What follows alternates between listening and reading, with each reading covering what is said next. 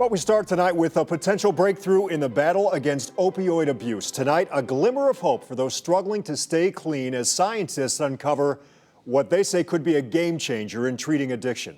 News 5's Mike Brookbank taking a closer look at this one for us. And Mike, sadly, we know breaking free from drugs like heroin long-term so darn tough. Yeah, Rob, between 40 to 60% of those in treatment for addiction relapse within a year, according to the American Medical Association. And now we're learning that a certain protein in our brains may be the long sought-after secret to reducing that rate.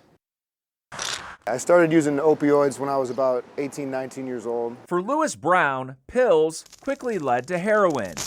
I've wanted to stay clean for a long time. Maintaining that sobriety, however, a constant struggle. I've relapsed countless times. Willpower, just not enough for Brown. Coming off heroin, when you're clean from it, there's still a long tail end of misery. Scientists at the University of Buffalo now appear to be closing in on a new way to combat that misery. I'm interested to see some of the research on that.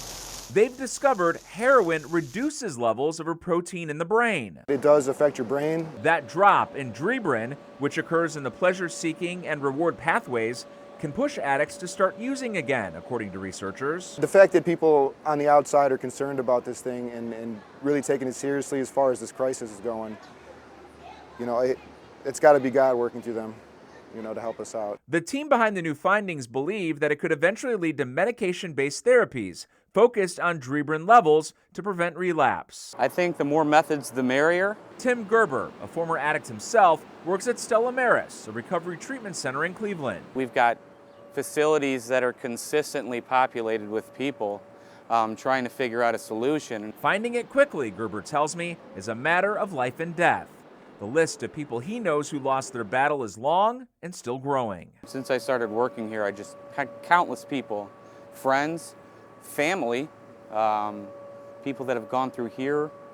And it's unfortunate that you become so callous to it. I lost a little brother in 2016 to a heroin overdose, as well as my father 6 months later, also from a heroin overdose. Lewis Brown has been at Stella Maris for about 4 months now. This place has honestly changed my life. With two younger brothers also struggling with addiction, Brown is determined to stay the course. I'm trying to be the good example for him as a big brother.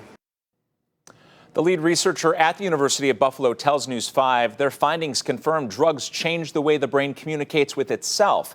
Their tests in rodents showed when Dresbrin was restored to normal levels, relapse behaviors were reduced. Okay, good news, promising news, but nobody says quick fix here. Yeah, well, because we know addiction has multiple factors as to what causes it, so each one needs its own fix. No magic bullet here, at least for right now. But we keep an eye on it. We're keeping an eye on it, and people are hopeful. So promising right now. Mike, thank you.